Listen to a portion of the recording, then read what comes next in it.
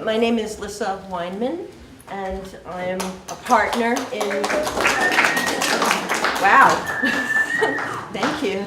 I'm a partner here at 118 Elliott, and I'm really, like the rest of you, very concerned about climate change, and have been pretty depressed about the whole issue for a long time now, and confused about really what the best things to do are, confused about activism and how different things help or don't help and what to do. And it's tough raising kids in this environment. There's so many questions. But I have to say that there was a ray of hope when Alexandria Ocasio-Cortez and her cohorts introduced the Green New Deal legislation. I felt a sense of hope about it.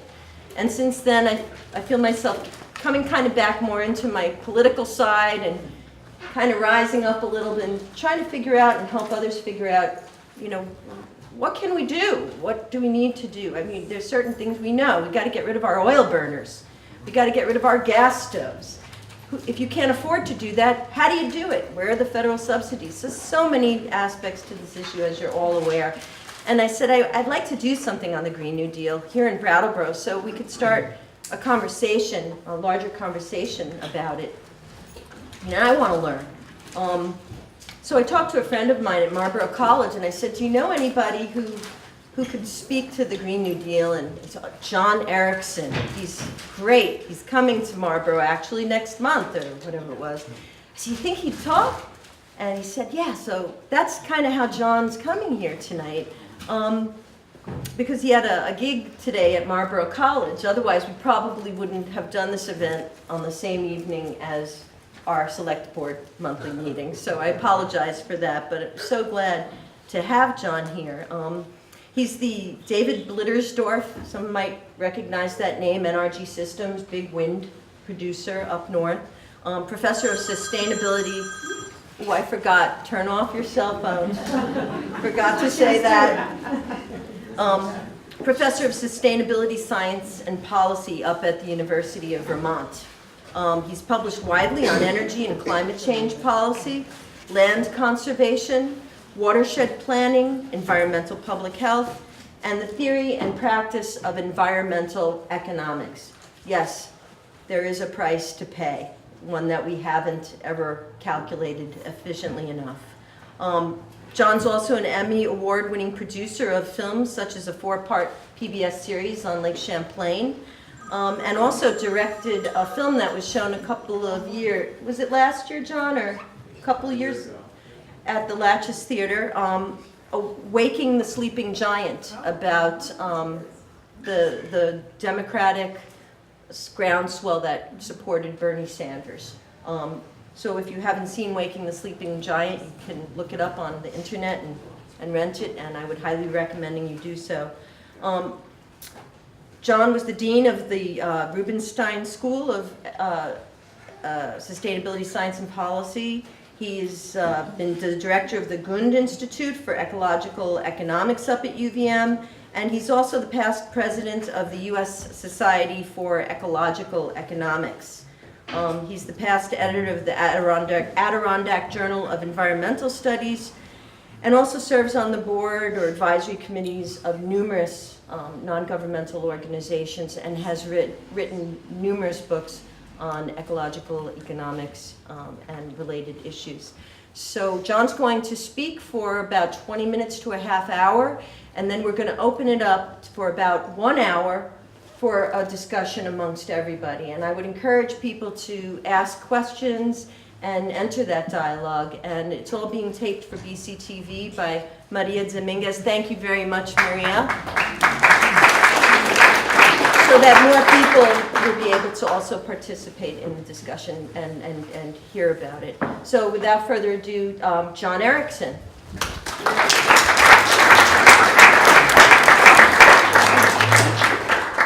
Thank you so much. Thank you for having me. It's wonderful to hear about all the things happening in Brattleboro, the other bee city in Vermont. There's a couple of bee cities, but we always hear about Brattleboro and what's happening, and it's fantastic to be here. So yeah, let's talk about the Green New Deal. And the Green New Deal really, to me, is this, actually. It's a conversation. It's a conversation that's happening in rooms like this all across the United States, in fact, all across the world. The Green New Deal started as an international movement about 10 years ago. And it slowly found its way to the United States. And now it's a national movement. But the expression of that movement really is at the state level, and is happening, as I mentioned, in conversations really all across America. This week, last month, the month before that, the next month, I mean, it's unbelievable, this kind of wildfire that's taking off around the idea of a Green New Deal. So I thought I'd use my 20 or 30 minutes just to sort of set the context. We've been here before. We've done big, bold things before as a country. In that sense, it's not new, but it is a new world with new challenges, new international challenges, the likes of which we've never seen before. And so I want to sort of set that context as well. And then towards the end, I've got it with me. It's just a short resolution is all it is. There's a House version and a Senate version, and they're identical. It's 14 pages, double-spaced with big, generous margins, so actually not that long. It's about 2 or 3 pages long if you put it into an email. That's the Green New Deal. It's a resolution. So I thought we would just unpack it a little bit, which is what I did this semester with an undergraduate class of mine at the University of Vermont. We used the Green New Deal as a frame just to think about what that would possibly mean for Vermont. And the students went about writing and researching policy briefs that they're going to pitch to the state legislature next session. And again, that's the kind of thing that's happening all across the country right now. So let me start with some context, because we've been here before. Anyone use any of those ancestry sites, ancestry.com, or done research on your family tree? So I went and looked at mine last night, and just thinking about what were my grandparents doing in their 20s? What were my parents doing in their 20s? What was I doing in my 20s? My son is here, he lives in Springfield, and he's in his 20s. What was happening at those sort of formative years in their lives? So, if you could guess my age, but I was born in 1969. So in November I'll be 50 years old. And I was thinking, okay, my grandparents looked up when they were born in the first decade of the 1900s. And they were in their 20s during the Wall Street crash in 1929. They were in their 20s when Roosevelt was elected president. They were in their 20s when the New Deal, the old New Deal, came on the scene. And it's not by accident that the Green New Deal kind of hooks its wagon to the kind of idea and the boldness of the original New Deal. That original New Deal was largely a narrative about economic justice. It was a narrative about jobs, economic stability, alleviating poverty. It was a narrative about trade, about wages, about hours, about gender, about child labor, about collective bargaining, about unemployment. Sounds familiar, right? It was a narrative about all of these things. It was really centered largely around economic justice. And out of the New Deal came the FDIC, right? Federal Deposit Insurance. Came SEC, the Securities Exchange Commission. Came massive rural electrification across this country, came out of the old New Deal. Social Security, right? I mean, hopefully this is, we're not going to teach civics tonight, but hopefully this jogs your memory. The infrastructure that came out of the New Deal was tremendous, right? By putting people back to work through the Work Progress Administration, through the CCC, there was just a huge amount of money, time, human labor invested in the infrastructure in this country that today we take for granted. This was the narrative of the New Deal, the old New Deal, right? Truman followed it with, had deal in the name, anyone know? Fair Deal, right, the Fair Deal, right? So it kind of continued that, but it wasn't quite as ambitious. I mean, Truman inherited World War II, and then all of the sort of pivot that our country was making post World War II, and inherited this humongous expansion of our country, a fair economic growth that happened really from the 40s through the 50s through the 60s into my parents' generation. So my parents were in their 20s, okay, in the 1960s. And the next kind of big, ambitious, let's reach farther than we possibly can think policy agenda was the Great Society, right? The Great Society narrative was to eliminate poverty and racial injustice.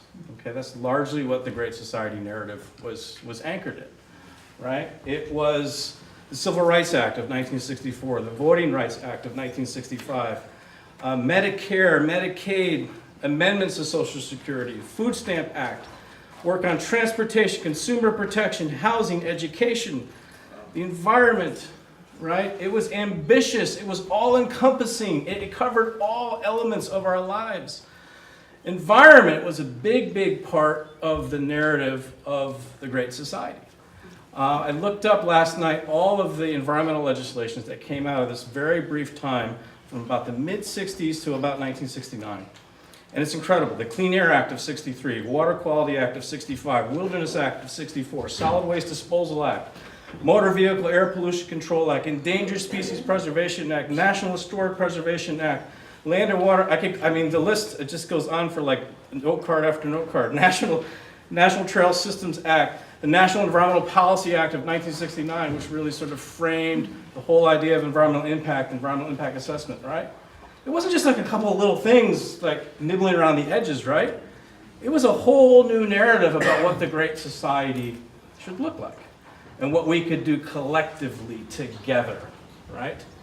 This was when my parents were in their 20s and their formative years, this was the agenda. And it was agenda, by the way, that was carried through by the Nixon administration and the Ford administration. So it kind of went over from a Democratic administration to Republican administration. The Endangered Species Act was passed in '73 under Nixon, which is still today probably the most heroic of all environmental policies ever passed in the history of the world, I would argue. So the narrative today, the Green New Deal narrative, has a legacy, right? It's not like we haven't done big, bold, ambitious things before.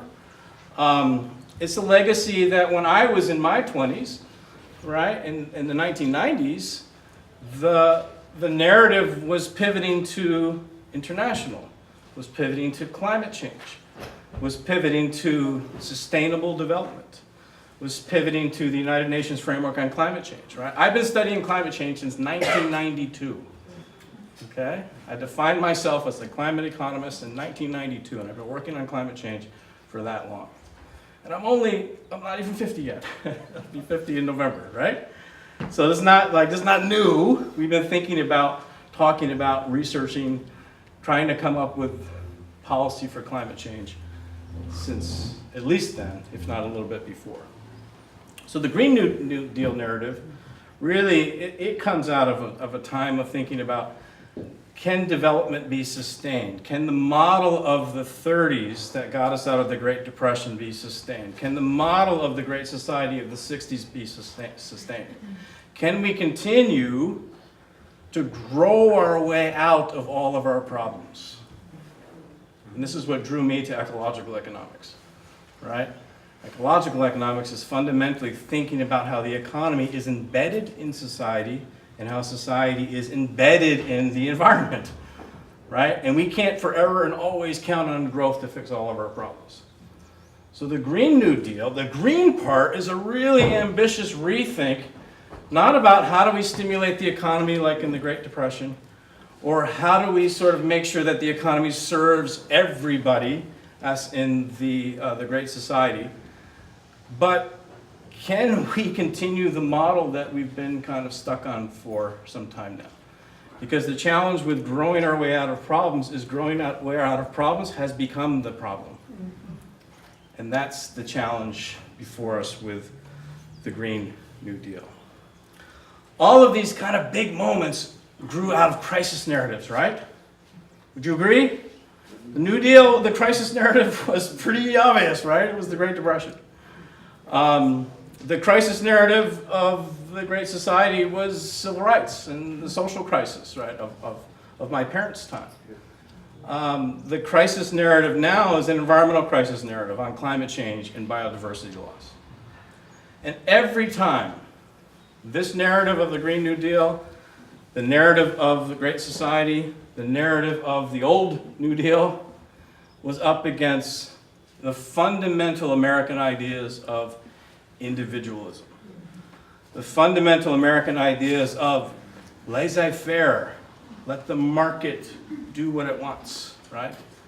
The fundamental American consequence of the powerful, powerful, powerful interests, right? The powerful, powerful, wealthy interests who weren't all that favorable to the New Deal and who weren't all that favorable to the Great Society and all of those policies that I rattled off, right?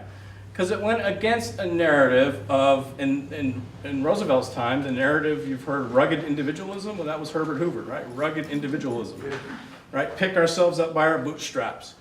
Every man and woman in this country, right? It's just, if you just give them the opportunity, and if they, if they can't pick themselves up, then damn it, they must be lazy, right?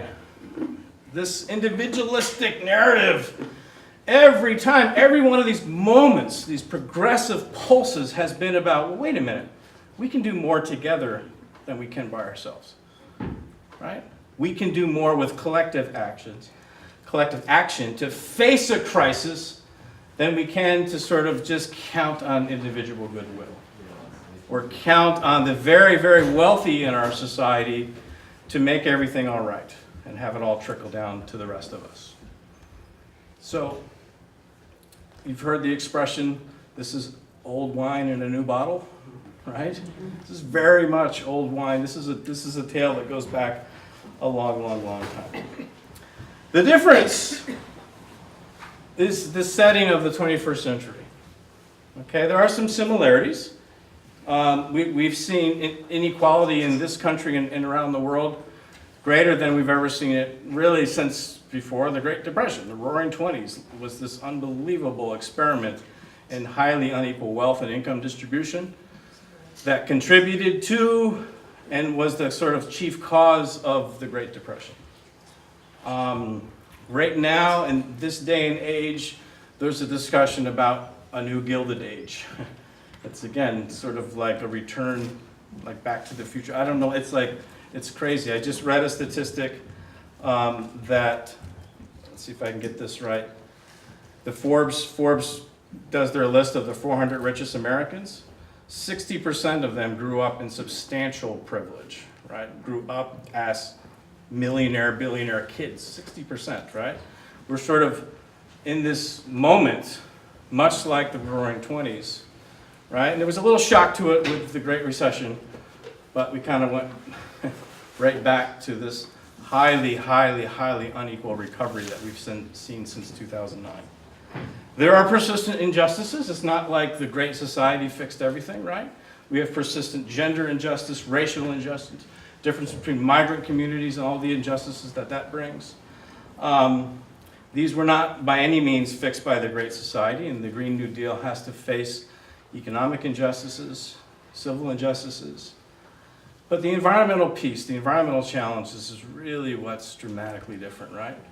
My parents' generation faced what were often called first generation environmental problems, point source things, right? You can point at it, you can see it, you can smell it, you can burn it. Rivers were catching on fire. It was like, okay, we should do something about that, right? It was obvious. Second generation problems were, problems between countries or between states, like acid rain. So my generation was thinking about acid rain and trade in endangered species and starting to have a more international focus. But third generation environmental problems are truly, truly global in nature. This is a huge difference, a big difference, and a difference that says that bigger is not better. Bigger is the problem. This is a challenge for our generation. The very human presence is different. So yesterday, I'm thinking about this talk, and what is announced yesterday is this new United Nations report. And it was all on the radio shows this morning. A United Nations assessment on the Intergovernmental Science Policy Platform on Biodiversity and Ecosystem Services. It's kind of wonky United Nations kind of name. And the headline, right, was 1 million species are at risk of extinction. 1 million species are at risk of extinction. This is a latest assessment of science that had 15,000 reference materials. The report itself is over 1,800 pages. All that was released yesterday was the 40-page summary. And it's kind of the latest wake-up call, right? IPCC assessment last fall was another kind of one of these moments, right? That was suggesting that we have a window of maybe 6 to 8 years where we could really turn things around. So this got me thinking again, this sort of generational question. So I was born in November 1969. Today, the world population is twice the size of when I was born. Here, I stand before you as an almost 50-year-old man. And when I was born, we had half the amount of people on this earth. Right? This is a challenge. This is a challenge. The global economy has grown by 4 times since I was born. So twice the amount of people, but 4 times the size of the economy. It's funny, I do work as an ecological economist on metrics for success. Subjective well-being, when you survey people, how are you doing, how's your life, how are your life prospects, peaked in the late 60s and has been flattered down ever since, yet there's twice as many people and 4 times the economy. Yet happiness somehow peaked in my parents' generation in our society and has been flat or on the downspin ever since.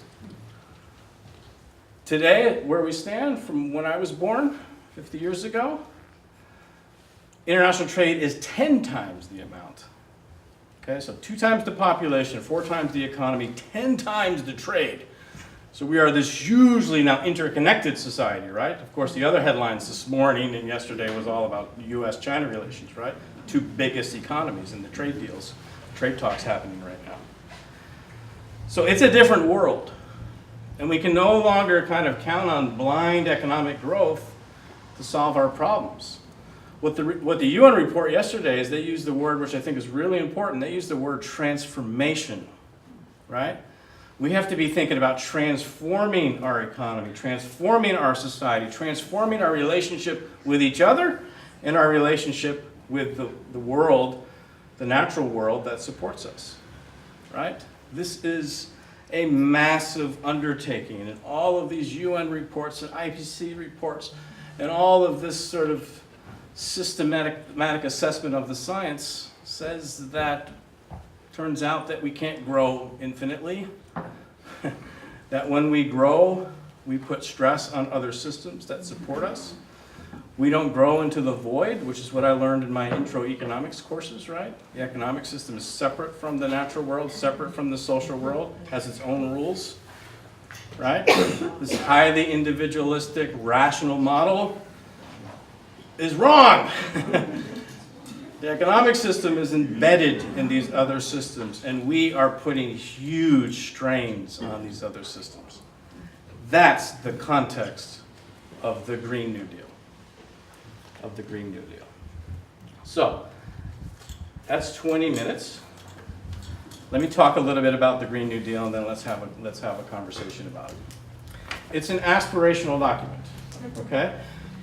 There are no numbers in here. It doesn't say how much it costs or how to pay for it. So despite the trillions of dollars that you've heard in the news, right, there's not one number in here. Okay? It's a document that lays out findings, motivation, recommendations, and then it starts a conversation of what they call mobilization strategies. If we are to mobilize society's resources like we did in the New Deal, or like we did in the 1960s, like my grandparents did in their 20s, my parents did in their 20s, now my son is going to have to do in his 20s. I think it's a skip my generation. What's that going to look like? So it's an aspirational document. It starts with findings. So it positions this as first and foremost addressing climate change. Okay? Takes IPCC assessment, poses that as the frame of this work, and really suggests that we have to dramatically do something, right? This is not a can that can be kicked down the road anymore, and that was the main finding of the IPCC assessment from last fall. It lays out this notion of interconnected systems, right? Which I've spent my career jumping up and down about. That the economic system is interconnected with our social systems, and we're interconnected in ecological systems. That should seem obvious, but it's not what we teach. It's not what we teach. We teach these things in separate buckets. So it connects, okay, the different kind of what the document refers to as related crises, right? Okay, we live in a world now where for the first time in American history, in the history of our species actually, life expectancy is declining. So what does that mean? 4-decade trend of wage stagnation, deindustrialization, and kind of a rollback of a lot of the labor policies that emerged out of the New Deal. So that's a trend that this document addresses. Talks about public sector resources, talks about the greatest income inequality since the 1920s. Okay? So again, the more things change, the more they stay the same, right? We're sort of addressing this all over again. The findings are really couched around distributional impacts, they're around equity, environment, and economic transformation. Okay? How are we going to transform our economy? Because we can't count on growth as the solution when it's the root cause of so much of our problems. So it has a set of goals. And I had to remind my students of this every week all semester, right? Don't forget the goals. Don't forget the goals, right? So the Green New Deal sets out to achieve a net zero greenhouse gas emissions through fair and just transition of all communities and workers, right? So it's framed as an economic package, right? How do we transition our economy to something where net zero emissions, and we can talk about that, would get to zero? To create millions of good, high-wage jobs and ensure prosperity and economic security for all people of the United States. Again, it's not framed as growth, it's framed as security, right? And so some of this is going to be about expectation setting, about what is the good life in the 21st century? What does that look like? What does it feel like, right? What would it be? Is it different than my grandparents' expectations in their 20s, or my parents' expectations are in their 20s? Are the expectations somehow different? Let's see here. To secure for all people of the United States, for generations to come, clean air and water, we all agree with that? Sound good? Climate and community resiliency, healthy food, access to nature, a sustainable, I think we can really broadly agree on a lot of the goals of this document, right? And then the justice goal.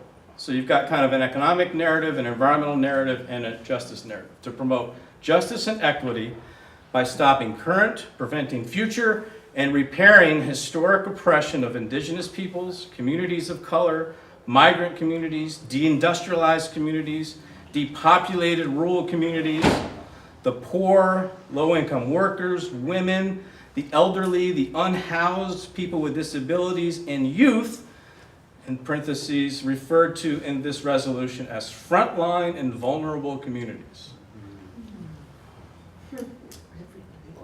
We agree with that? I mean, should we measure society based on how well the most vulnerable are doing? How, right? Or should we measure society on how big the economic pie is, right? And how well the average person is doing. So this is a pivot to that justice narrative, which again isn't new. The Great Society narrative was exactly that. So it lays out a timeline and goals, and then this is what we spent the semester on, because it lays out 14 different mobilization strategies, 14 different big buckets of things that we need to do, without the details. That's where the conversation is starting in rooms like this all across the country. What makes sense for your community? What makes sense for your economy? What makes sense for your state, right? What can you get done? What can you contribute that we cannot all do individually? Okay, so I can run through these buckets real quick, and then that could be maybe the source of some of our conversation. And I'd be happy to talk to you about what's happening in our state, or you can share ideas of what you know are happening in your community here in Brattleboro, and surrounding communities in Montpelier. But bucket number one, mobilization strategy number one, is building resiliency against climate change-related disasters such as extreme weather. Okay? So in Vermont, that conversation is about stormwater. It's about river restoration. It's about connectivity of our landscapes, right? It's about wetlands restoration, right? In the State House this whole session, we've been discussing Act 250, a 1970 Great Society legacy policy, right, which was one of the landmark land conservation policies in this country, right? And we've been talking about revitalizing, rethinking, renewing Act 250 given the context of today, of the Green New Deal narrative. The second one, repairing and upgrading the infrastructure in the United States, right? By all scorecards, the infrastructure in this country is in bad shape, right? And this is one thing that the left and the right tend to agree on. So this is, again, like the other narratives of the past, an opportunity for collective action, for investment, right? And guess what comes along with investment? Jobs, and security, and community resiliency, and everything else. So in a state like Vermont, it's about upgrading our wastewater treatment, right? So we're seeing these huge overflow events in our wastewater plants. It's about thinking about the benefits of conserved land. It's thinking about, do we really want to continue to commit to a fossil fuel future? When all the evidence says no, it's time to get off that train, right? Can we afford to be thinking about natural gas as a transition fuel? Okay, I'm sorry, Vermont was kind of last to the natural gas bandwagon, right? But are we a little too late to the game here? Like, should we have been on that wagon maybe 20 or 30 years ago? So there's a bill that's been debated in the House on a fossil fuel infrastructure ban. What does that mean? What does it look like? Whose interest does it affect? What power is for it? What power is against it, right? The third one, meeting 100% of our power demand in the United States through clean, renewable, zero-emission energy sources. Should sound familiar here in Vermont, right? We have a comprehensive energy plan. We are on track for 90% renewables by 2050 as our state's goal. 2/3 of our electricity right now in the state of Vermont is already sourced by renewable power. 2/3 of our electricity. But we have one of the most ambitious plans in the country because we're not just talking about electricity, we're talking about all energy. And in that, on all energy, we're only about 20% renewable right now. So we've got some challenges, especially as a rural state.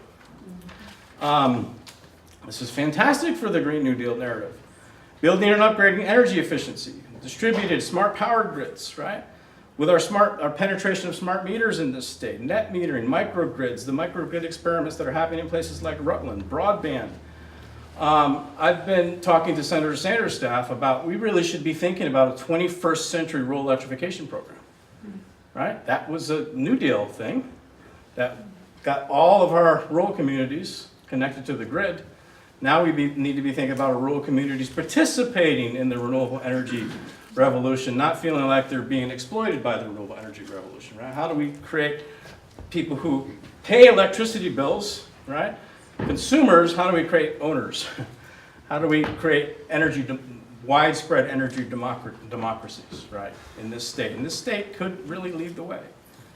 Upgrading existing buildings. The building sector is a big challenge for us, right? We have one of the oldest building stocks in the country, the oldest in New England. Vermonters are really good at heating the outdoors, right? But the work through Efficiency Vermont, through weatherization, this new emergence of energy justice groups, right? Some of our most low-income, most vulnerable homes in the state of Vermont pay upwards of 27 to 30% of their monthly income on electricity and heat, right? So energy justice is a big issue for us, and it fits squarely within the Green New Deal frame. Spurring massive growth in clean manufacturing in the United States. we always like to brag about we're the best per capita this and per capita that, right? Because we're so small, right? Most beer per capita, most this per capita, right? Most green jobs per capita is the statistics that we see a lot. Well, it's actually a huge growth area in our state, the green job sector. So it fits squarely within this kind of narrative of the Green New Deal. I was on the state's Climate Change Economy Council, and there's some great work that are coming out of that. There's a new Green Jobs Incubator program that's come out of that about investing in the future, not the past, right? Positioning our state as a kind of leading competitive state, not a state that is at the tail end of the last wave of the fossil fuel infrastructure. Working collaboratively with farmers and ranchers in the United States to address greenhouse gas emissions, but vibrancy of the ag sector in general. This is a huge conversation for Vermont, right? As we really have to start to finally think about the transition of our agricultural system. What does that look like, okay? So I've been part of conversations in Montpelier for the last 6 months about we have an energy transition plan. What would an ag food system transition plan look like, right? Soup to nuts, what would that look like? Okay, or we can continue, because we have in our agricultural sector, we have a developing country model, okay? We are the sole state that 85% of our ag revenues come from one single commodity, right? That makes us the most concentrated ag sector of all 50 states. That's a key vulnerability, okay? And most of that's for export, and all of that is into markets where we can't control the price, right? Our milk price is subject to dairy politics from Iowa and Indiana and Nebraska, not here in Vermont. So this is an opportunity to be bold and like take our future into our own hands, right? What would a comprehensive agricultural transition plan look like? Transportation, overhauling our transportation systems, right? Nothing could be more pertinent for Vermont. Okay, 42% of our greenhouse gas emissions come from the transportation sector, where the average for the country is more like the low 20s, 21, 22%. So we're an anomaly in that sense because we are by census definition, believe it or not, we're the most rural state in the country. Although next census, Maine will probably take that honor. But for now, we've outbeat Maine in the most rural state in the country. Okay, defined by percentage of people who live in towns by smaller than, I forget, 10,000 people or 15,000 people. This is tied to land use planning, transportation planning, electrification, right? It's a big conversation around transportation. Mitigating and managing long-term adverse health, economic, and other effects from pollution. So you get lots of co-benefits when you go after greenhouse gas emissions, okay? You get lots of other things that you can take out of our waste stream. The co-benefits, especially for a state like ours, that is utterly dependent on fossil fuels, yet we don't mine them, we don't, what's the word I'm looking for? Transform them? Refine them, thank you. We don't have, if you didn't know it, we don't have a fossil fuel industry in this state, right? In fact, we're the only state of 50 states that doesn't make primary electricity from a fossil fuel plant. And we buy stuff from the New England grid, but we're the only state that within our boundaries, we don't have a fossil fuel plant that makes electricity for us. There's some backup stuff, but, right? Like, again, we're not like Texas stuck in a narrative that is really hard for us to get off of, right? We have huge opportunities as a small, nimble state, who, oh, by the way, has led on lots of things in the past. Last few, also on the kind of restorative side, removing greenhouse gases from atmosphere, reducing pollution by restoring natural ecosystems, soil carbon storage, land preservation, afforestation. So our state has been afforesting, right, since about the 1840s, okay? Until about 7 years ago, where our afforestation peaked, and us, like the rest of New England states, we've actually started to deforest. Adding forests. Afforest, deforest. Yeah, the opposite of deforest, right? So, you know the story, right? Yeah. Here come the sheep, away go the forest. And then we bottom out, and then we discover, oh, there's more land like west of Lake Ontario, right? So they go that way, our forests recover. This explosion of green that happens in all New England states, especially in Vermont. We go from 20% forest cover to 75% forest cover in a century's time. That trend now is reversing. It's not happening like it had in the old days through big clear cuts. It's happening through one little tiny parcel at a time. It's happening through fragmentation, right? This is a huge opportunity for us to really think about the costs of fragmentation to the economy, to community, to the environment. Restoring and protecting threatened, endangered, fragile ecosystems. So can we do our part in reversing this trend where we're going to lose 1 million species within my generation, certainly my son's generation? And this Act 250 rethink is a big part of that, of really thinking more at landscape levels, not parcel by parcel by parcel. Hazardous waste is another mobilization strategy. Turns out that Vermont actually can do a lot and is doing a lot at the scale of household hazardous waste.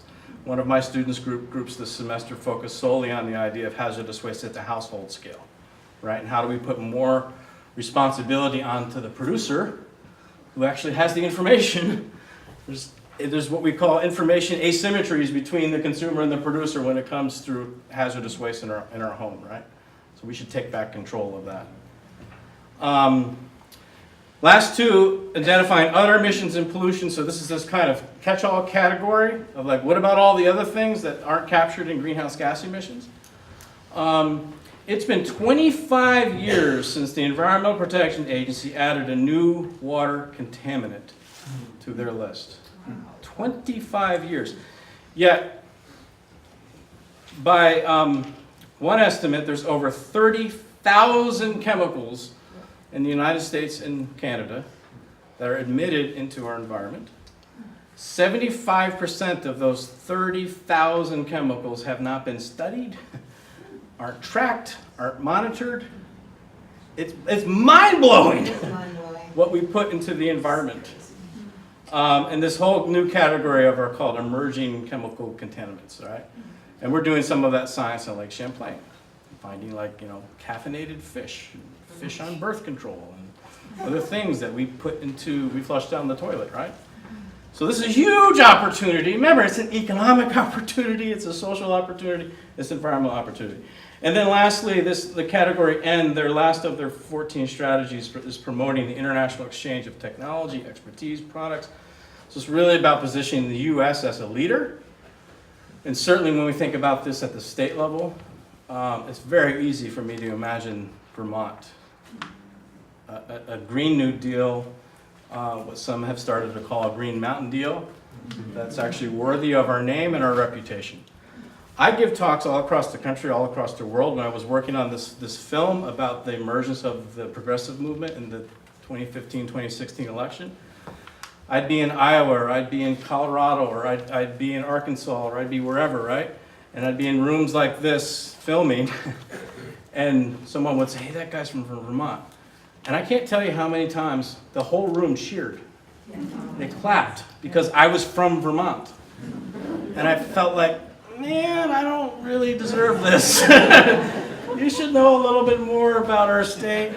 We're trying, we're talking, and we're having meetings like this. And if anything, I grew up in New York State. If anything that I learned being in Vermont since 2002 is that we still have community. We still talk to one another. We actually still have access to our government. And it's not completely bought and sold by the corporate interests. So that's a good thing. Thank you.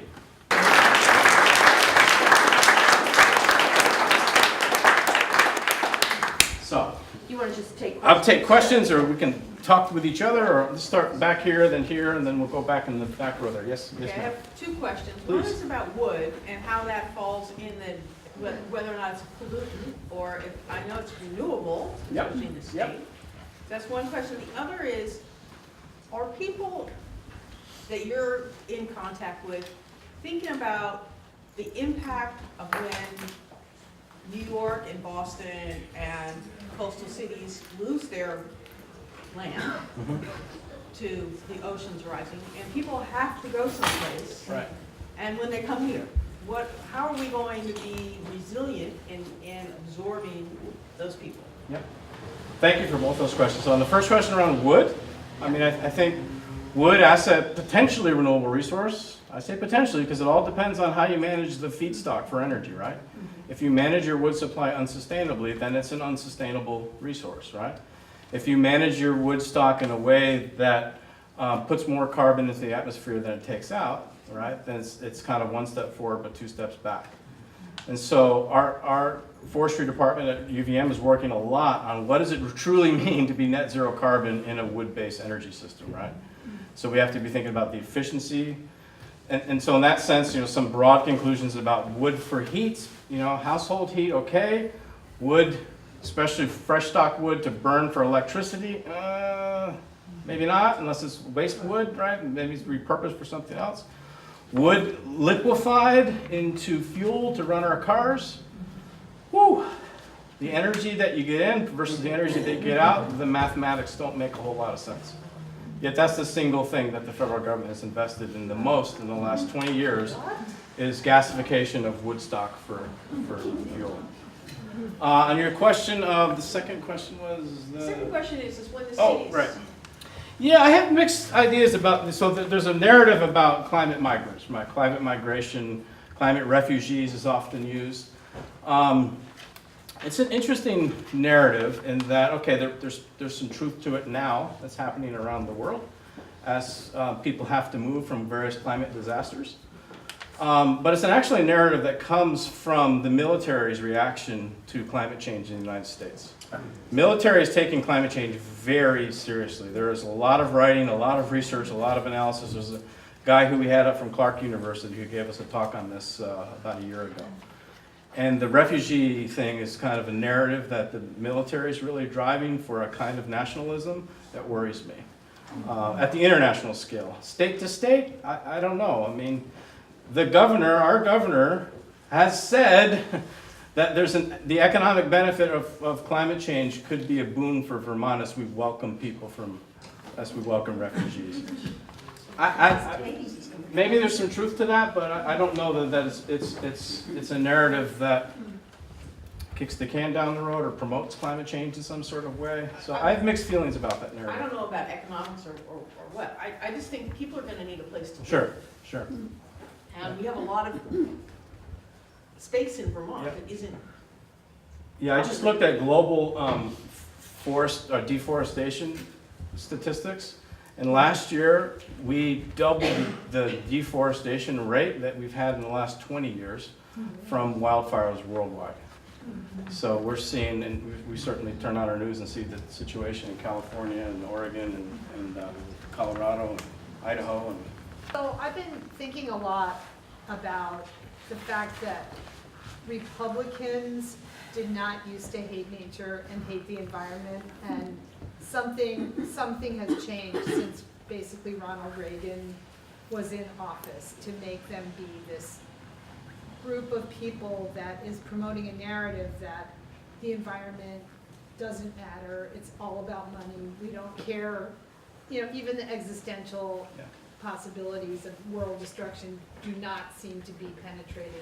And I keep thinking about how do you get through to people when it feels like, and I don't know if the issue is that a lot of the Trump supporters go to these evangelical big mega churches where they tell you God's taking care of everything and you don't have to worry about the fact that what you see with your eyes doesn't matter because God is just going to protect you and that's all that counts. Or I just don't know, and I just keep thinking, like, how do we, I don't expect to bring these people along in the forefront, but I do think that as long as they're going to be like this huge obstacle to survival, we need to think of, like, how do we deal with this? Do we completely decide that these people are just useless to any potential future and try to move ahead without any kind of buy-in, which is what I believe is really where we have to be right now?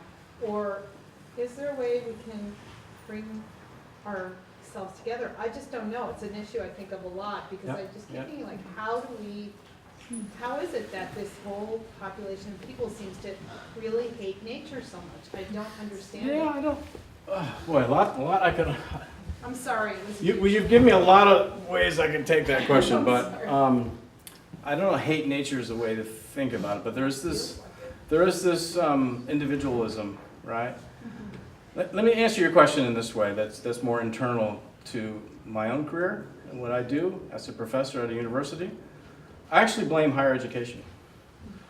Higher education, and maybe secondary and primary to some extent, higher education has taught a separation from nature, has taught an image of the human at the top of the ladder of nature. We could blame religion, we could blame this kind of human exceptionalism, right? Yeah. And this belief in a technological savior allows us, and some people are different parts on that spectrum, right? Allows us to kick the can down the road and wait for a savior. Maybe it doesn't look like a bearded guy in a robe anymore. Maybe it looks like Steve Jobs in the Apple computer or something. I don't know, right? But there's a technological savior narrative. There's a narrative of humans have dominion over the world.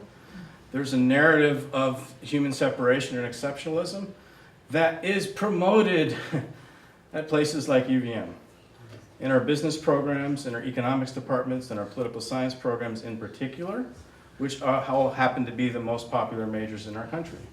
Okay, the biggest major at the graduate major and master's level is now business. It overtook education about 5 years ago. One of the most popular majors at the undergraduate level is economics, followed by business, followed by political science. You have over 1 million United States students alone who take Intro Econ 101 every single year. And you open up any Econ 101 book, and it's a whole recipe for disaster. Right? It's a whole recipe that teaches that humans are separate from nature, that humans have dominion over the earth, right? And that we just need to efficiently manage our resources and everything will be fine. Instead of saying, okay, efficiency is a worthy goal, but what about ecological stability and resilience? What about justice and ethics, right? Are there other higher levels, higher aspirations that should contain an economic narrative?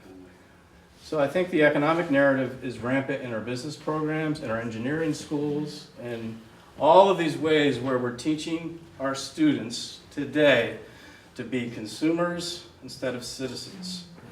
This is a huge problem, and I hope that we can change the course in something like these new narratives. Yes, in the back here. Yeah, I think most of us would agree with everything that you summarized in the Green New Deal. And a lot of it seemed to be about health, the health of the planet and the health of communities. The only thing that stuck out at me that almost gave me chills was broadband, which is almost another word for 5G. And it concerned me that we might go along with that in a way that, say, nuclear power is going to solve a problem and really create a lot more problems and health problems. So that just concerns me. Everything else sounded right on. Yeah, I mean, we could have a whole conversation of the benefits and costs of any of these strategies, right? Broadband as a rural development strategy has been talked about a lot. Broadband is a way to have rural communities, because no longer are we tied to a physical workplace in much of the economic sectors in society. What economists have sometimes called footloose income. There's two kinds of footloose income. One's retirement income, which is great. You get this money and you can live wherever you want, right, presumably, and you don't have to commute to work. But footloose income is also, I'm at home and I'm on the internet and I'm making money. More and more of our employment is through being connected in that way. And it's been one of the major strategies of our states, certainly in the mix of strategies in Vermont, of how to save rural communities. Yeah, my concern, I guess, is the wireless aspect of it. Yeah. Apparently, I have a sensitivity to wireless stuff. Yeah. And more and more people seem to be showing that. So Yeah. there is a way to do it in a Yeah. wired way. So, yeah, much of it is through fiber right now, right? Yeah. It's spreading to rural Yeah. communities. Yes, here, and then back behind you, and then I'll switch over here. Yeah. So I had a clarifying question, which I'm hoping I misheard you. I was hearing you talk about, I I thought I heard you say something about natural gas as a transition fuel. We should have gotten on that bandwagon earlier. Did I actually hear you say I that, was, or it was just- I was tongue-in-cheek saying that the narrative of as a transition fuel is an old narrative. Okay, thank you. It's long past due. People were talking about natural gas as a, Proposing that no, as a people were solution. talking about natural gas as a transition fuel when I was first studying climate change in 1992, right? 1982. So it's, and there's big challenges about natural gas that we're not talking about. You really have to do the full life cycle assessment of natural gas. Even with minor leakage rates, you do the math, and the greenhouse gas impact of natural gas can be worse than coal, which is kind of mind-boggling, right? But if you do the math, the whole life cycle of the frac gas process is a major assault to the planet and greenhouse gases. So the science has caught up, the life cycle approaches have caught up. Vermont is kind of literally last on the line of natural gas expansion, and as an economic development strategy, it's too late, and certainly as an environmental strategy, it's too late. So thank you for that clarifying question. I don't want to mislead anyone of my own opinion. Yes? Given the direct impacts and the resource consumption involved, it's hard to believe that, or it's hard to understand how any aspirational document like this or goal like this can be realized without a serious discussion and inclusion of demilitarization of the planet. Yeah, it's a bit disappointing that that's nowhere in here is that discussed. And I think that was political, of course.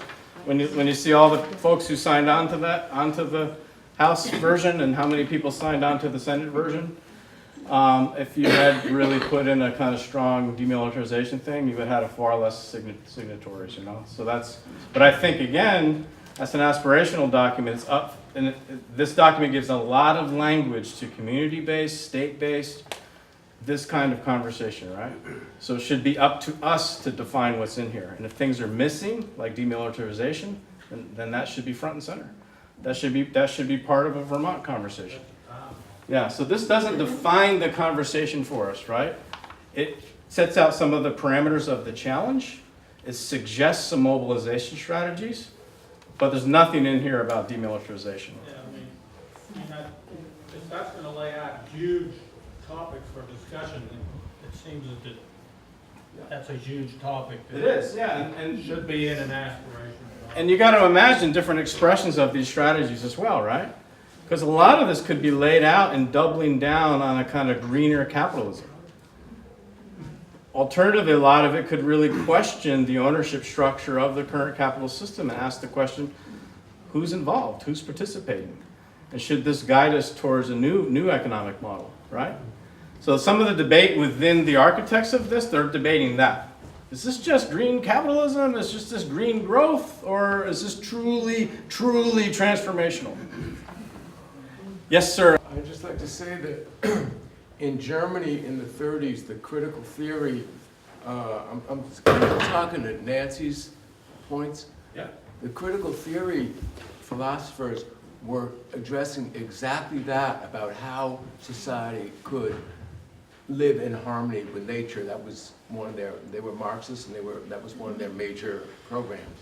In terms of, now today on the radio, I heard Mike Pompeo talking very rationally, very matter-of-factly about the benefits of the polar ice melting, so that transportation, well, it's being facilitated, and how many billions of dollars of resources can be found in the Arctic. Gold, diamonds, and gas, oil, okay? The people who are running this country, the corporate people who are running this country have known about the effects of climate change for 40, 50 years, right? And they have been denying it and hiding it. These people, we are not going to convince people who are this, have this mentality. These people are criminals, and we have to recognize they are criminals that we're dealing with, okay? It's not, we're not gonna convince corporate heads. We have to mobilize people like ourselves to make things uncomfortable because we are dealing with criminals. People who act in their own behalf with the knowledge that they are destroying the world, essentially. Thank you for that comment.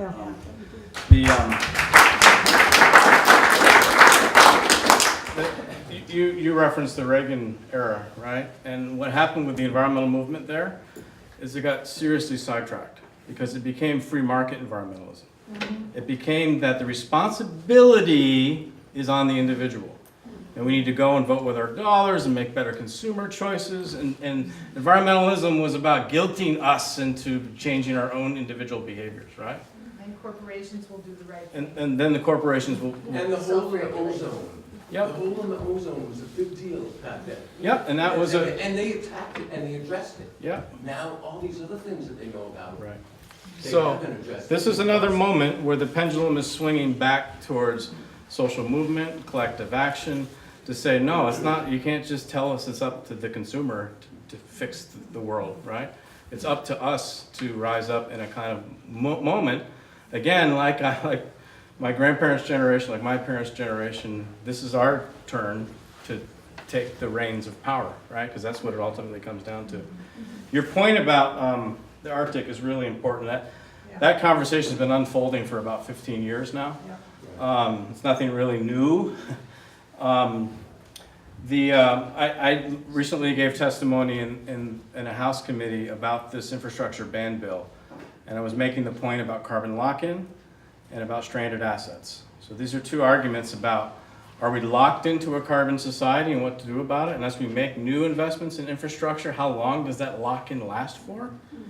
And as we make investments or we maintain the investments in a fossil fuel infrastructure, at what point will those become stranded assets and actually cost the very companies that are making those investments, and usually our retirement portfolios, a lot of money because there's now stranded assets, they can't be used.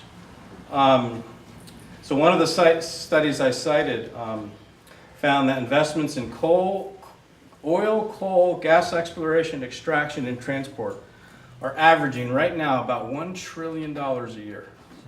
Now, things aren't slowing down, okay? And are poised to exceed $20 trillion cumulatively over the next 15 years under the International Energy Agency's new policy scenario. So a leading economic consultant, an actual financial consultant, estimates that $28 trillion in fossil fuel revenues would be stranded, right, if we actually achieve the 450 parts per million scenario, which is the 2 degrees Celsius scenario, which is the scenario that all the world's government, including our own, have signed on to. So if we are to reach 2 degrees Celsius, right, low estimates are in the trillions of dollars of stranded assets, yet we're investing a trillion each year in going after more of these assets, right? It's a kind of collective insanity right now, right?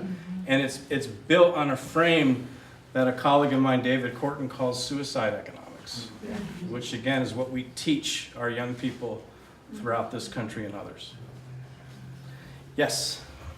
So there's a report that came out recently that said unemployment is at an all-time low, and the economy is doing great, but obviously average people are struggling to basic needs, and if there's an emergency, $400, people can't pay for it. So I think about how to, I don't know, there seems to be like this sort of infatuation with that, like still pull yourself up by your bootstraps mentality and like look at Trump, and like he's just like self-made, and even with all of the like evidence to the contrary, there's still sort of that idolizing of that idea and like, oh, the economy is doing great even though I can't pay my rent, like this is a great president, like things are going great. So this is, how do you think you make that connection with people? Because you were talking about, a happiness index and what that really means and what happiness and prosperity would look like in the 21st century. I mean, what are your thoughts about that? Oh, so is Spencer here? Spencer from Marlboro College? No, he didn't make it, okay. This is why I was at Marlboro College today. One of the graduates of Marlboro College has done a piece of research on different indicators of success, right? We gotta get off the GDP bandwagon, gross domestic product. We gotta even think about the unemployment statistics, right? These single metrics don't tell the whole story, right? So if you're employed in a part-time job and you're not making rent and you're falling behind, you're taking out credit cards but you're still employed, Yeah. right? So the Bureau of Labor Statistics reports 6 different kinds of unemployments. U6 is their underemployment rate, right? And that continues to stagnate, right? These are people who wish they could work more or are truly they might be employed, but they're underemployed. You also have to look at unemployment statistics by race and by region in the country, right? So these aggregate statistics hide all sins, right? So these are the challenges. So again, if we're gonna manage our economy based on averages or based on aggregates, that's one kind of narrative. If we're gonna manage our economy based on, are we really helping the most vulnerable in society, right? Which is the orientation of the Green New Deal. That's a completely different narrative with completely different policy goals and aspirations. That again harkens back to the old New Deal, the Great Society, and now the Green New Deal is anchored in that same kind of narrative. Thankfully, the very professions like my own in economics that have preached these kinds of metrics are really finding that they're bogus, right? Or they were designed for a different time and for a completely different purpose, right? So gross domestic product was designed in the 1940s as a way to help guide the US economy into wartime and back out the other side into peacetime, right? And to guide the investments when the military budget of the United States government coming into World War II mobilization went from 3% of the federal budget to 90% of the federal budget, right? And so this was a tool to plan. All the communist people were like, central planning, GDP is the worst thing ever, right? This is the communist plot, right? GDP. Now it's the holy grail of every free market economist out there. I could go on. This is a topic that I write and think about a lot.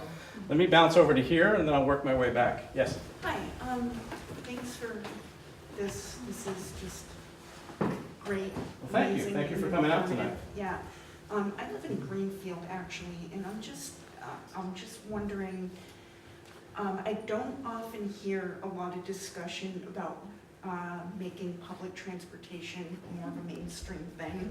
I'm very concerned with, along with our very individualistic type of culture, everybody is still very car obsessed. And I think cars are such a huge, huge problem unless people are gonna all start going electric. But, I mean, it's an arm and a leg for an electric vehicle, so I would love more than anything to start driving an electric, like a Bolt, but have absolutely no means. I can barely keep my little car on the road as it is. So I'm just wondering if there's any room to toss ideas around to either make electric cars more available to people, like accessible financially, like a financial plan to own one, or if there's a way to start having more conversation about public transportation, especially given the fact that if people are living in poverty, most of us can't even afford a car. So without buses or trains or any other way to get around, I mean, I know living in, rural Vermont, it's not as much of a, I don't know if it's much of a thing, but certainly in my, it is it. Yeah, I mean, I'm just saying, like in Amherst and Northampton area where I'm from, it's like they keep chipping away at funding for public transportation. Like, why are you doing that? And how can we create incentives to get people to be like, it's really cool to take public transportation, the money you'll save. Yep. So I don't know if that's a question, but I guess. No, it's a great question because Yeah. I think in our state in particular, the public transportation question is kind of pushed to the side. Yeah. I'm kind of a crank when it comes to this electric car conversation. Yeah. Because to me, it's just like, let's just do what we've always done Yeah, right. and just do it in electric cars, Yeah. But the environmental impact of creating all those cars and the carbon that's required per car, the payback is years of driving an electric car versus a fossil fuel car that you might have prematurely gotten rid of. Right. It's really complicated. Yeah, So this is what I mean about economic transformation, yeah, right?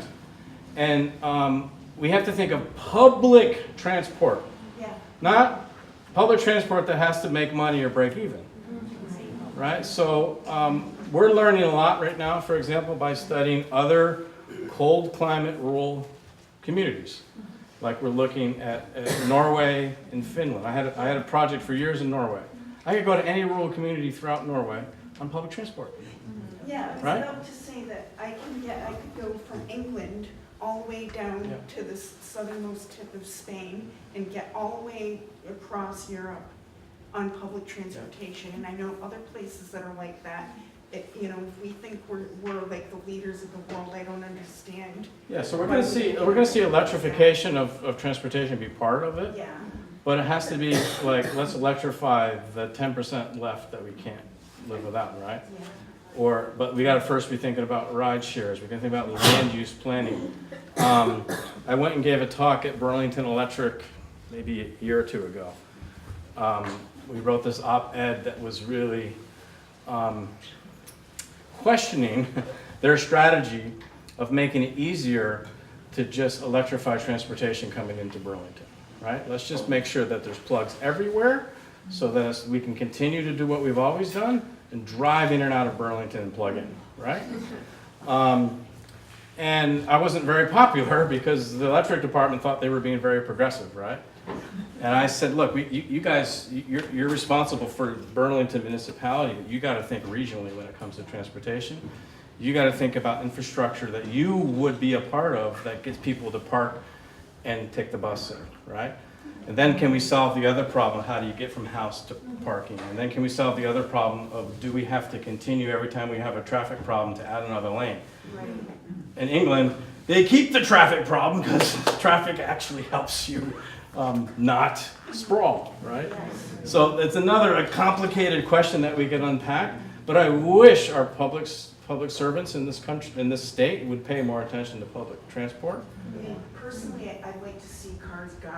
Yeah. I can't stand them, you know. Yeah, no. You know, they just take up a lot of space, parking lots. You Yeah, know, it's a I challenge. would just I love ride to the see bus to more work traffic. and Yeah.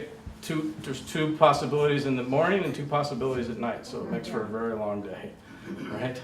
And if they just add one bus in the middle of the afternoon, I would be so much happier, right? But it's a money loser, right? So, yeah. I'm glad you mentioned that, because that's a theme I'm interested in as well. And I've been in touch, writing and meeting with our local legislators, who are very kindly having public meetings for Wyndham County. I'm a retired teacher, so I like to focus on not despairing. And so I wanted to thank, first of all, I want to thank you, but I want to thank the young people who apparently organized this. I think we are reaching kind of a tipping point of awareness, and young people are really taking the lead on it. I'd like them to know that their elders are supporting them. There are many older people who care. We have children, we have grandchildren, or even if we don't, we care about future generations. So thank you, and you have the energy, and we have not only experience but some memory of how things have been in the past and worked. So one of the things that used to work is public transportation. I grew up in New Orleans.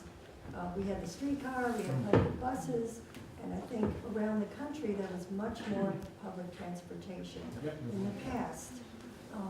I'd like to just diverge for 1 second to give two happy things that are happening.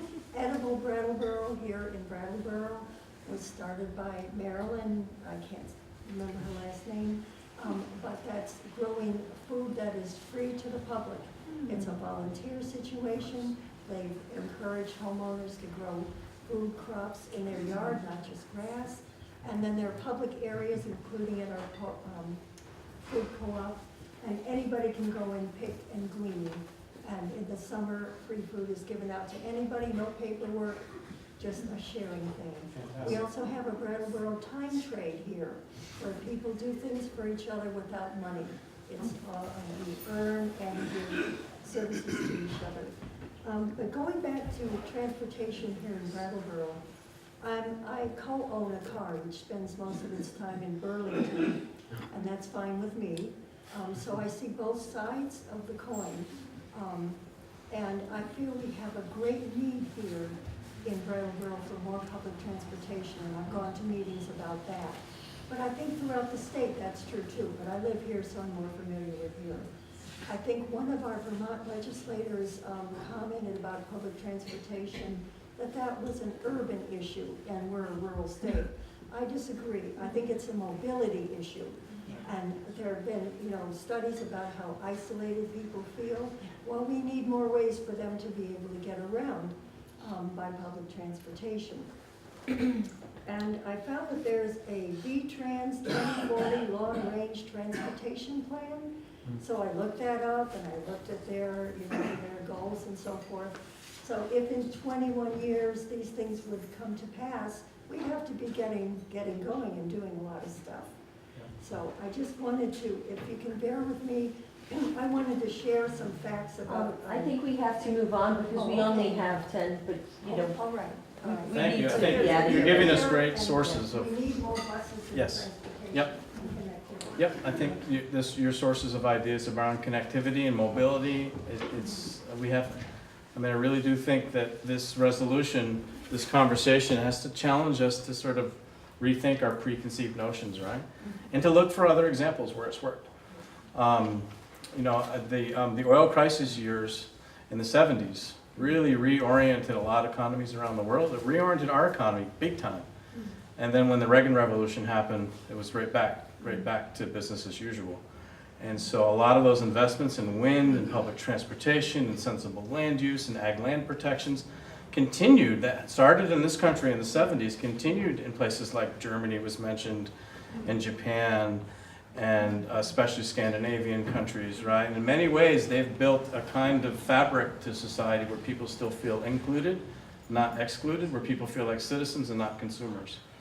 And it's sort of like, we got to go back to some of our own roots, where a lot of the early inspiration was found. Yes, sir. I have a conundrum rather than a question. But first I want to say that I'm probably the only climate refugee in the room. I left California to get away from what I saw as fire and water issues. And so when I retired, I explored the US and I landed here. My conundrum is probably a challenge, but I think I have an answer to it. Number one, you talked about a just transition about an hour ago. You mentioned just transition, and you just now mentioned the trillions of dollars that the oil companies are spending. Yeah. So the just transition, I've been talking to Katie Thomas. You know Katie probably, Bernie's energy person. Staff, yeah. And one thing she left me with was, when I've been helping her on a project, is to think just transition and don't impact taxpayers. So I thought about this for a couple months. And it occurred to me that to transition off of oil in 12 years is impossible. Because the oil companies have to buy back all of the stock that my pension is invested in, and your pension, everybody else's pension. They have to buy back, and in the case of Exxon, $350 billion worth of stock. And they have to shut down 25 refineries at about $10 billion apiece. That's another $250 billion. And then they have $40 billion in debt. That's $600 billion they have to pay off out of their own profits. Now, who here knows how much Exxon makes in a year? It used to be $46 billion, according to Bill McKibben. Well, it was true that year, but now it's $20 billion. And over the next 20, 30, 40 years, it's going to be going down to zero. So the average is about $10 billion. 600 billion divided by 10 billion is 60 years. We don't have 60 years. So the conundrum is, how do you survive the economic crisis that you would create if you forced them to go out of business and walk away? And by the way, there's an gas company up in Canada that just walked away from 4,700 wells. It's going to cost $300 million for somebody else to clean up. Texas has the same problem. The way to do that is to let them produce that oil over time, but draw it down using carbon dioxide removal, which is a new technology that's coming on. There's a Google group of scientists around the world that are working on it. So we're not talking about drawdown to the extent that we need to draw down 10 billion tons a year of carbon and turn it into limestone and use it to pave our roads. We don't pave roads here, you know, gravel. Limestone, gravel, aggregate, sequesters it. Sequestration is a bad word, but we need to sequester 10 billion tons of CO2 so we don't end up with a crisis of not having oil companies in business and we paying the bills. Because our grandkids are going to end up paying those, and globally it's like $18 trillion. So it's a question and it's a conundrum. We're gonna pay it one way or the other. If we do nothing or if we do something. The question is, can we do this? Just transition is the key word, right? What does this transformation look like? Who drives the transformation? Corporate interests or interests of democracy? Who owns the transformation? Do we want our energy companies? I mean, the good, hardworking people work for our energy companies, right? Especially, you know, in Vermont. I mean, your fuel dealer is a nice guy or gal, and just working hard every day, right? So, but some of the fuel dealers in Vermont are already transitioning to be energy services company, not oil companies, right? And so they're moving into wood pellets. They're moving into cold source heat pumps. They're saying, I am your energy servicer. I'm going to help you with your energy needs, and it doesn't have to be oil and it doesn't have to be natural gas, right? So that kind of transition is already happening. ExxonMobil at one time was one of the biggest investors in solar in the world. And they decided to go another way. British Petroleum now is one of the biggest investors in solar in the world, right? And so ExxonMobil, and it's given its Texas roots and its politics, is really behind, is the laggard within the whole energy industry. They are the laggard. And their dishonesty and the fact that they were funding climate denial while using climate science to prepare their own investments is a crime, right? And the attorney generals, ours included, are going after them for that crime. That's just a fact of life, right? The divestment movement is starting to put a little pressure. The reinvest movement is putting more pressure as people move their money out of things that they don't want to support and into things that they do. At UVM, we now have a green endowment fund that you can invest in. But we have ExxonMobil money on our board that blocks any sort of divestment strategy, right? So these are conundrums. But is it going to happen through, I don't know. Can I just say that my first job was with Exxon. I worked 2 years in 1970 to 1972 before Rex Tillerson joined the company. Yeah. And I had greater aspirations, so I went on to something else. So I understand how they think, because I was trained by them in Houston. I'm also a corporate planner. I did corporate planning, so I have a bird's eye perspective. So I don't see that vilifying and suing Exxon or the oil companies is going to solve the problem. We have to ally with them and make them give us a proposal that would wind down as fast as possible. And that all hinges on the Senate, where the bills are made. And I think everything goes back to the Senate Energy and Natural Resources Committee, and that's controlled by a Republican. So that's the conundrum. We need to get the Republicans out of the control. I wish I shared in your optimism, but you want to take the last 5 minutes? Yeah. We have 5 minutes. 5 minutes. So haven't been on this side of the room. So yes. 2 quick statements. One, there is a pretty widespread effort across the U.S. at the level of state departments of education, state school boards, to remove discussions of climate change from curricula, both at the high school level and at the elementary level. And I find that very concerning and disturbing. That's just the first statement. If you want to say anything about it, great.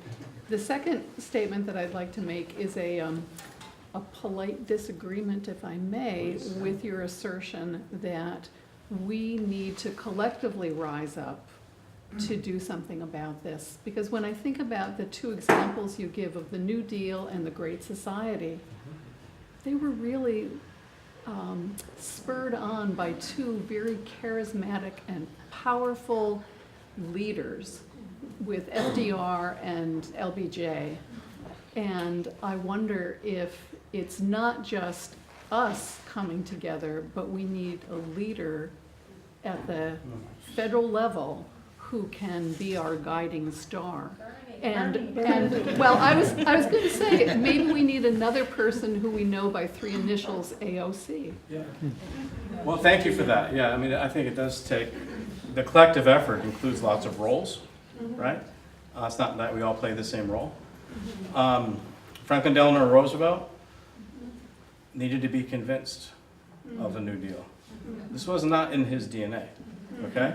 LBJ needed to be convinced that civil rights would be his legacy. This was not in his DNA. So I just want to set the history of these two charismatic leaders. That's not where they started. That's where they ended. And it took a movement underneath them to bring them there. So that's really important. Really important. But I take your point very well, that ultimately, you know, leadership is an important element. But I would suggest in this day and age that leadership has been redefined too. I mean, I think of this young woman in Sweden who started this Friday school strike as a leader of Greta.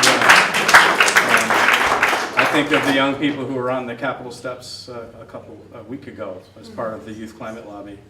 I think of the young people that you're engaging in your efforts, and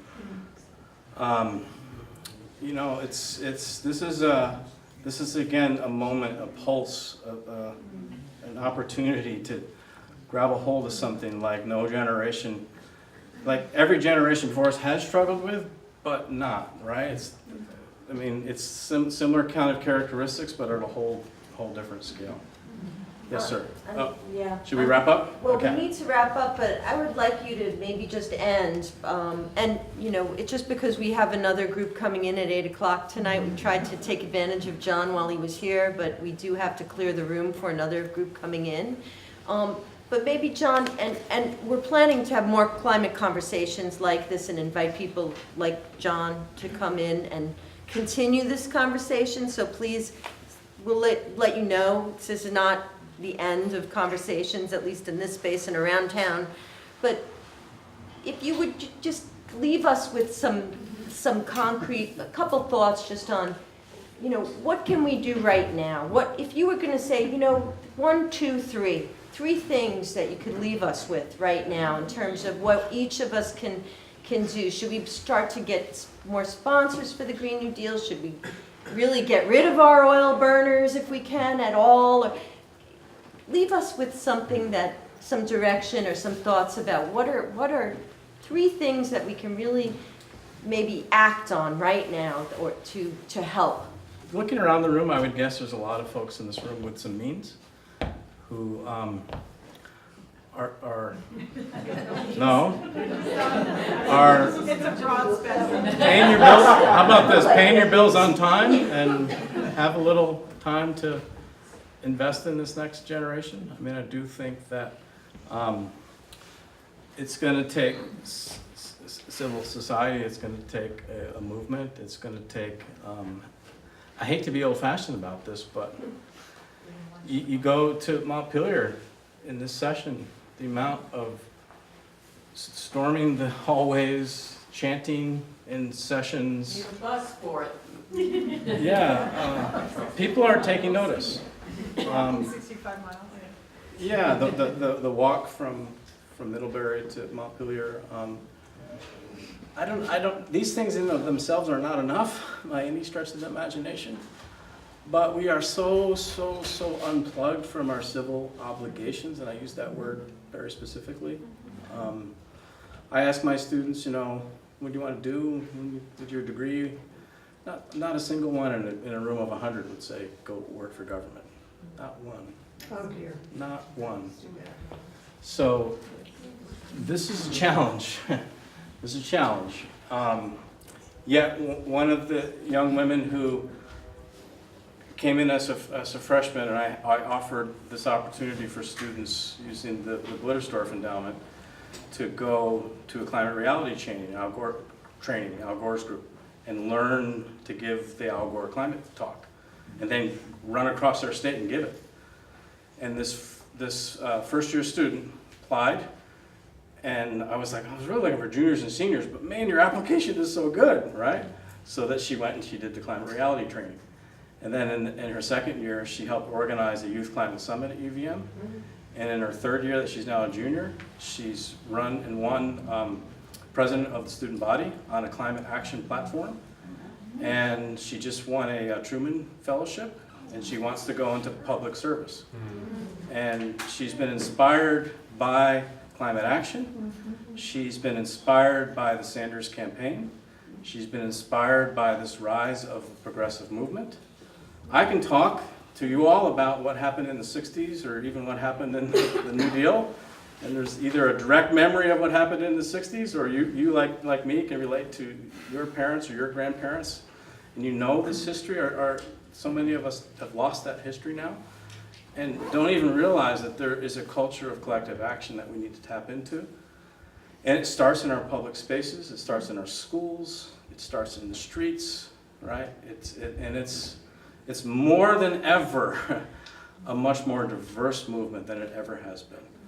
Gender diversity, racial diversity, economic diversity, that's, to me, is one of the most hopeful things, is to see the tremendous, and I'd say age diversity too. I think that kind of gets me up in the morning and excited to do this kind of work. So I'm in education, right? So I'm kind of spoiled. I get to interact with young, optimistic students all the time.